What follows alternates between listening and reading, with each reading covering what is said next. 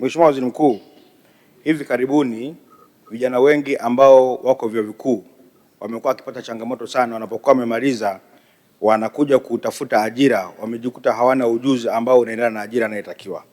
Mheshimiwa Waziri Mkuu, swali langu, je, serikali ina mpango gani na mkakati wa kuwezesha taasisi za elimu ya juu kushirikiana na sekta binafsi ili kuwajengea uwezo vijana ambao wako vyuo vikuu na kuandalia mazingira kuwapa ujuzi na uzoefu ili wawe tayari kwa ajili ya soko la ajira? Ni kweli kumekuwepo na hiyo changamoto ya vijana kupata shida ya masuala yanayohusiana na ajira baada ya kuwa wamehitimu. Mheshimiwa Spika, serikali tayari imekwisha kusaini makubaliano ya ushirikiano kati ya serikali, vyuo vikuu pamoja na waajiri, ikiwemo waajiri wa sekta binafsi, kuweza kuangalia namna nzuri ya kuandaa vijana wetu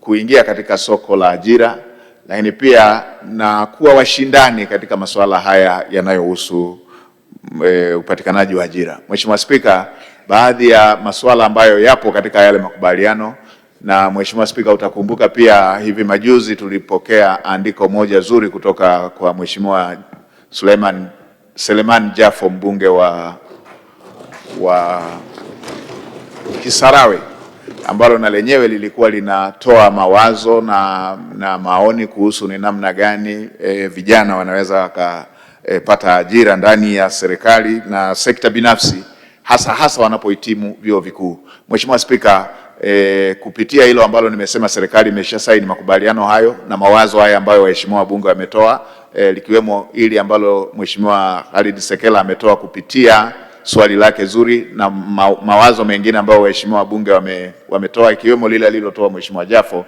Serikali kupitia wataalamu wake wanaendelea kuangalia madirisha yote haya ambayo yatawafanya vijana waweze kupata mafunzo, waweze kupata kutumia vizuri fursa zinazopatikana ndani ya serikali na ndani ya sekta binafsi. Baadhi ya maeneo ambayo Mheshimiwa Spika, serikali inaangalia, mojawapo ni hilo la kupata mafunzo, wangali wanasoma waendelee kupata attachment za kuweza kujifunza kinachofanyika katika ofisi mbalimbali zikiwemo za umma na zile za sekta binafsi.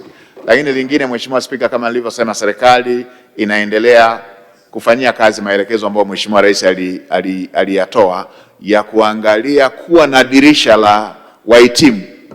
Dirisha la wahitimu, Mheshimiwa Spika, tunaangalia kupitia hii kampuni ambayo itaanzishwa ambayo ilikuwa Export Credit Guarantee Scheme, iweze kugarantii vijana wetu wanaotoka vyuo vikuu ambao wako na mawazo ya kufanya uzalishaji lakini wanakosa mitaji, waweze kupata mitaji, na wakipata mitaji tuna uhakika kwamba wataweza kuhimili kujiajiri, lakini pia na kuajiri na wengine. Mheshimiwa Spika, tunawaza hatua kubwa zaidi ya kubadilisha sheria kutoka kwenye dhamana ambazo zilikuwa zinatumika zamani, zilizokuwa zinatambulika zamani, zile ambazo hazihamishiki, kwenda kwenye dhamana zinazohamishika.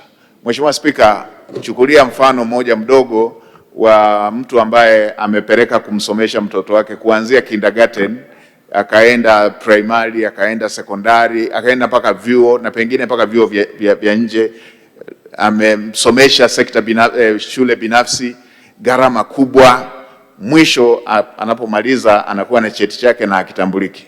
Lakini kipande cha eneo cha hati ya milioni 15 kinaweza kikadhamini mkopo.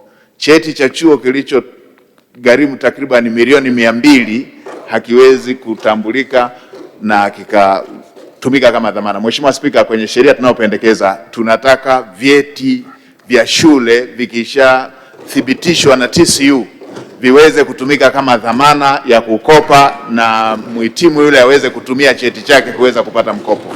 Mheshimiwa Spika, msomi wetu aliyemaliza famasia na akapata cheti chake, msomi wetu aliyemaliza electrical engineering na akapata cheti chake, kukosa vitendea kazi vile vya kuweza kupractice taaluma yake na cheti anacho, kwamba tumlazimishe na yeye awe na kipisi cha ardhi tu ndio aweze kutumia kama dhamana hii, tunaona tunabana wigo wa fursa ambazo vijana wetu watakuwa wameshapata. Kwa hiyo haya ni baadhi ya maeneo ambayo Mheshimiwa Spika, wataalamu wetu wanaendelea kuyachambua na mswada upo unafanywa kazi. Tunaamini utakapokuwa umeiva tutaleta ndani ya bunge lako tukufu ili kuweza kuwapa fursa hiyo kubwa vijana wetu waweze kukabiliana na changamoto zinazojitokeza katika masuala ya ajira.